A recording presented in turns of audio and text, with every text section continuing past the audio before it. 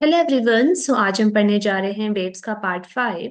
और आज पार्ट 5 में हम देखेंगे अनुदैर्ध्य तरंग की चाल यानी कि ध्वनि की चाल। और इससे जुड़ा हुआ एक न्यूटन का सूत्र को हम देखेंगे। ठीक है। जैसे कि लास्ट लेक्चर में हमने देखा था कि अनुप्रस्थ तरंग की चाल हम कैसे निकालते हैं किसी तार या किसी रस्सी के लिए। उसी तरह से हम आज देखने वाले कि अनुदैर्ध्य तरंग की चाल हम कैसे निकाल सकते हैं। ठीक है। जिसको हम कह सकते हैं कि the speed of sound also. तो इसको निकालने के लिए अगेन हम विमीय विश्लेषण का यूज करेंगे, जो कि हम चैप्टर 2 फिजिक्स क्लास 11th में पढ़ते हैं। तो उसी का यूज हम यहाँ पे एप्लीकेशन के तौर पर हम यहाँ पे करने वाले हैं। ठीक है। तो हम कैसे करेंगे, हमें जानेंगे कि अनुदैर्ध्य तरंग की जो चाल होती है वो दो चीजों पर डिपेंड करती है। ठीक है। पहला होता है हमारा इलास्टिसिटी कांस्टेंट यानी कि प्रत्यास्था गुणांक। Okay, that is E. Capital E से डिनोट करते हैं। दूसरा होता है घनत्व यानी कि रो। तो दो चीजों पर जो है इसकी स्पीड डिपेंड करेगी। तो इसलिए हमने यहाँ पे लिख दिया है कि v is directly proportional to E to the power a and rho to the power b. ठीक है। कुछ इस तरह से हम इसको लिख देंगे यहाँ पे। तो ये आपको ध्यान रखना है कि किस तरह से किन किन चीजों पर इसकी चाल जो है वो डिपेंड करती है। तो इसके लिए फिर हम एक एक करके इसकी विमाओं को लिखेंगे यानी डायमेंशंस को लिखेंगे। तो v की जो डायमेंशन होती है वो होती है m⁻0, l⁻1 एंड t⁻−1 यानी l t⁻−1 इसकी जो है यूनिट होती है। m हमने इसलिए लिखा है ताकि कंपैरिजन करने में हमें इजी रहे। तो इसलिए m यहाँ पे कुछ नहीं होता है, m की पावर हमने 0 रख दिया है यहाँ पे। इसी तरह से प्रत्यास्था गुणांक की जो डायमेंशन होती है वो होती है m⁻1, l⁻−1, t⁻−2 and whole power is a। Rho यानी घनत्व की जो हो जाएगी डायमेंशन, वो हो जाएगी m⁻1, l⁻−3, t⁻0 and whole power is b। इस तरह से आप इस इक्वेशन को जो बाहर a है उसको अंदर मल्टीप्लाई कर देंगे, बाहर b जो है उसको अंदर मल्टीप्लाई कर देंगे। तो आपके पास ये इक्वेशन यहाँ पे निकल के आ जाएगी। अगेन आप सिमिलर वाले जो टर्म है उसको उसकी पावर्स को ऐड हो जाएगी उसकी पावर। जैसे m यहाँ पे a है, यहाँ पे b है, तो हमारे पास रिजल्ट आ जाएगा m a+b। इस तरह से l को कर देंगे हम प्लस, तो हमारे पास आ जाएगा l⁻−a−3b। एंड t आ जाएगा हमारे पास -2a, क्योंकि यहाँ पे t 0 है। ठीक है। तो बस हमें यहाँ तक करना है। उसके बाद हमें पावर को कंपैरिजन करना है सेम यूनिट वालों की। जैसे m की पावर यहाँ पे 0 है, यहाँ पर m की पावर जो है राइट हैंड साइड में a+b है। तो हमारे पास आ जाएगा a+b = 0। इस तरह से जो l है यानी कि लेंथ है उसकी यूनिट हुए एक तरफ है, राइट हैंड साइड में उसकी यूनिट है -a−3b एंड यहाँ पे है 1। तो -a−3b हो जाएगा 1। इसी तरह से t के लिए हो जाएगा -2a = -1। ठीक है। तो इस तरह से इसको हम लिख देंगे। पहले हमने लिखा -2a = -1। तो हमारे पास यहाँ से a की वैल्यू निकल कर आ जाएगी a = 1/2। सेकेंड पावर जो हमारे पास थी a+b = 0, तो हमारे पास यहाँ पे आ जाएगा b = -1/2। ठीक है। हम यहाँ से क्या कर देंगे, ए की वैल्यू अगर हम यहाँ पे पुटअप कर दें तो हमारे पास निकल कर आ जाएगा बी की वैल्यू। तो इस तरह से हमारे पास ए भी निकल चुका है और बी भी निकल चुका है। ठीक है। सी यहाँ पे नहीं निकलेगा क्योंकि सी हमने नहीं लिया था, क्योंकि दो ही चीजों पर इसकी वैल्यू जो है डिपेंड करती है स्पीड की। तो इस तरह से हमारे पास ए भी निकल गया और बी भी निकल गया। तो अब हम क्या करेंगे, ए बी को फर्स्ट इक्वेशन में इसको सब्स्टिट्यूट कर देंगे, वैल्यू को प्रतिस्थापित कर देंगे। हमारे पास जो फर्स्ट इक्वेशन थी वो थी कि जो चाल होती है वो डिपेंड करती है एक तो प्रत्यास्था गुणांक पर, दूसरा इसका घनत्व पर। तो इसकी पावर को हम यहाँ पे सब्स्टिट्यूट कर देंगे। ए की पावर जो ए था उसको हम ए की जगह लिख देंगे 1/2 और बी की जगह लिख देंगे -1/2। इसको और सिंप्लीफाई करेंगे तो हमारे पास आ जाएगा E/ρ की होल पावर 1/2। ठीक है। इसी तरह से हम लिख सकते हैं कि 1/2 क्या होता है, √2 होता है। तो हमारे पास आ जाएगा v = √E/ρ। तो इस तरह से हमारे पास निकल कर आ चुका है अनुदैर्ध्य तरंग की चाल या फिर ध्वनि की चाल का फॉर्मूला। v = √E/ρ, जहां पर E एक प्रत्यास्था गुणांक होता है और ρ एक घनत्व होता है। ओके। तो हम जानते हैं कि जो अनुदैर्ध्य तरंग होती है वो तीनों माध्यम में ट्रेवल कर सकती है, ठोस में भी, द्रव में भी और गैस में भी। ठीक है। तो अगला हमारा ये काम होगा कि हम अलग अलग मीडियम में ये देखें कि अलग अलग मीडियम में जो है किस तरह से वो जो है अनुदैर्ध्य तरंग चलती है। क्योंकि हम जानते हैं मीडियम के चेंज होने पर स्पीड जो है ऑब्वियसली चेंज होगी, क्योंकि हर एक मीडियम की अपनी अपनी कैरेक्टरिस्टिक्स होती है। हम जानते हैं कि ठोसों में जो हमारे पार्टिकल्स होते हैं वो टाइटली बाउंड होते हैं, लिक्विड में थोड़ा दूर होते हैं एंड गैसेस में और ज्यादा दूर वो हो जाते हैं। तो इस तरह से हम देख सकते हैं कि जो स्पीड होगी वो अलग अलग मीडियम में डिफरेंट डिफरेंट तरह से बिहेव करेगी। तो इसलिए हम अलग अलग तरह से इसकी मीडियम में इसकी जो है चाल को कैलकुलेट करेंगे। तो सबसे पहले हम देखें, अगर तो किसी द्रव में जो अनुदैर्ध्य तरंग की चाल होती है वो हम कैसे कैलकुलेट करेंगे। वो हम सिंपली, हमें क्या करना है, जो हमने फॉर्मूला भी डिराइव किया था उसकी जगह यहाँ पे घनत्व तो सेम रहेगा, लेकिन जो प्रत्यास्थता गुणांक है वो चेंज हो जाएगा। यहाँ पे हम जो हमारे पास पीछे प्रत्यास्थता गुणांक था, यहाँ पे जो हम लेंगे द्रवों के लिए वो होता है आयतन प्रत्यास्थता गुणांक। ठीक है, क्योंकि द्रव्य का जो द्रव होता है उसका एक आयतन होता है, उसका वॉल्यूम होता है, तो इसलिए उसके लिए हमारे पास आता है बी, दैट इज आयतन प्रत्यास्थता गुणांक। ठीक है, तो इस तरह से द्रव के लिए हमारा यह सूत्र निकल कर आ जाता है। अगर हम देखें ठोस को लिए, अगर ठोस जड़ में अनुदैर्ध्य तरंग की चाल देखें तो उसके लिए हम निकालते हैं यंग प्रत्यास्थता गुणांक, that is noted by Y. तो वाई यहाँ पे हम सब्स्टिट्यूट कर देंगे प्रत्यास्थता गुणांक के स्थान पर, तो हमारे पास v बराबर आ जाएगा under root of Y upon rho. ठीक है, तो इस तरह से मैं द्रव और ठोस को निकाल दिया है। ठीक है, अब हमारी बारी है गैसेस निकालने के लिए। तो गैस को निकालने के लिए यहाँ पर जो है थोड़ा अलग हम डिराइव करते हैं इसको।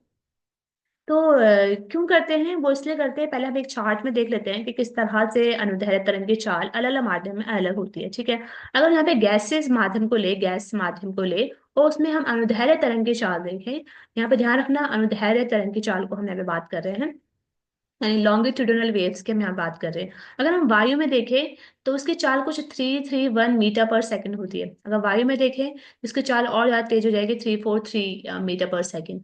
हीलियम एंड हाइड्रोजन जो कि अगेन गैस होता है, तो उसकी चाल कुछ इस तरह से यहाँ पे होती है। अगर हम द्रव में देखें, जहाँ पे जल इतने टेम्परेचर पर, जल 20 डिग्री सेल्सियस पर, और समुद्र के जल में देखें तो उसकी चाल कुछ इस तरह से होती है, ध्वनि की चाल बोले या अनुदैर्ध्य तरंग की चाल बोले। इसी तरह से ठोस होता है। ठीक है, ठोसों में हमने देखा aluminium, copper, steel, granite and vulcanised rubber. तो इस तरह की चालें जो है डिफरेंट डिफरेंट आप चाल में दे सकते हो कि कहाँ पर हमारी ध्वनि की चाल को आप ज्यादा रिलेट कर पाएंगे। तो ध्वनि की चाल मतलब किसमें ज्यादा होती है। ठीक है, ठोस, द्रव, गैस। तो आप इस चार्ट को देख करके हम बता सकते हो कि जो चाल सबसे ज्यादा है वो हमें दिखाई दे रही है कि वो ठोसों में सबसे ज्यादा चाल है। ठोस में भी देखें तो यहाँ पर जो सबसे ज्यादा चाल है वो एल्यूमिनियम में सबसे ज्यादा चाल हमें दिखाई देती है। ठीक है, इस तरह से अगर हम कंपेयर करें तो हमें फिर द्रव में चाल दिखाई दे जाए। सबसे पहले हमें ठोसों में सबसे तेज चाल दिखाई देगी ध्वनि की, फिर हमें दिखाई देगी द्रव में, एंड देन हमें दिखाई देगी कहाँ पे, गैसेस में, राइट, थर्ड नंबर पर। तो इस तरह से हम बता सकते हैं कि द्रवों और ठोसों में ध्वनि की चाल गैसों की तुलना में क्या होती है, अधिक होती है। ठीक है, तो ये आपको क्लियर होना चाहिए कि हम पढ़ते भी है कि ठोसों में ध्वनि की चाल जो होती है वो सबसे ज्यादा होती है, देन लिक्विड में होती है, और देन उसके बाद गैस में होती है। ठीक है, तो इस चार्ट से हम देख सकते हैं कि किसमें सबसे ज्यादा ध्वनि की चाल होती है। ठीक है, अब हम देखने वाले हैं कि गैसेस माध्यम में हम कैसे निकालें, लेकिन उससे पहले हम यहाँ पे रीजन देख लेते हैं ऐसा होता क्यों है। मतलब ऐसा क्यों होता है कि द्रव और ठोसों में जो ध्वनि की चाल होती है वो ज्यादा होती है एज कम्पेयर टू गैसेस में। ठीक है, तो उसका रीजन नंबर वन हम बता सकते हैं कि जो द्रव और ठोसों को गैसों की तुलना में संपीड़न करना अधिक कठिन होता है। ठीक है, इसलिए होता है कि क्योंकि हम जानते हैं कि द्रव और ठोस में जो मॉलिक्यूल्स होते हैं वो थोड़ा पास पास होते हैं एज कम्पेयर टू गैस माध्यम, तो उनको संपीड़ित करना बहुत ही कठिन हो जाता है। ठीक है, ठोसों में तो पहले ही वो टाइटली बाउंड होते हैं उसके मॉलिक्यूल्स किसी मैटर के, राइट, तो उनको संपीड़न करना या ऐसे कंप्रेस करना बहुत ज्यादा कठिन हो जाता है। तो हम ये कह सकते हैं कि जो उसका आयतन प्रत्यास्था गुणांक का मान होता है वो अधिक हो जाता है। तो पहला रीजन तो ये हो गया। दूसरा बता सकते हैं कि ठोस और द्रवों की तुलना में का गैसों की तुलना में जो है द्रव्यमान घनत्व अधिक होता है। यानी ठोस और द्रव जो होते हैं उसमें जो द्रव्यमान घनत्व होता है, दैट इज रो, वो क्या होता है, उसकी वैल्यू ज्यादा होती है। इसकी वजह से भी उसमें क्या हो जाता है, ध्वनि की तार ज्यादा हो जाती है। ठीक है, तो ये रीजन है जिसकी वजह से हम कह सकते हैं कि ऐसा देखने को मिलता है कि ठोस और द्रव में जो है ध्वनि की चाल ज्यादा होती है। ओके, तो हमारा नेक्स्ट काम ये होगा कि हम गैस में निकालें कि गैस में ध्वनि की चाल हम कैसे कैलकुलेट करेंगे।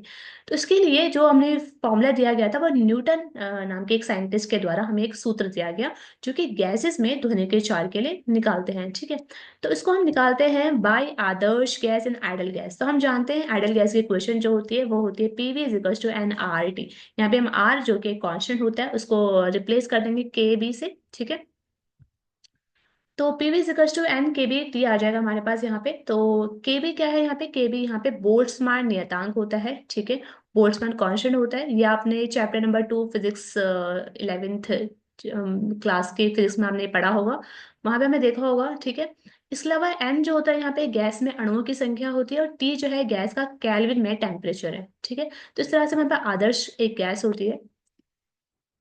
तो यहाँ पे हम क्या कर सकते हैं कि किसी समतापी परिवर्तन, हम मान लेते हैं कि जो उस गैस है उसका एक टेम्परेचर जो है वो कांस्टेंट है, तो उस कांस्टेंट टेम्परेचर में उसमें कितना चेंजेस आएगा, तो हम उसको हम फॉर्मूले से लिख सकते हैं। ठीक है, हम जानते हैं एक फॉर्मूला होता है दैट इज पीवी, राइट। तो V del P plus P del V is equals to हो जाता है 0।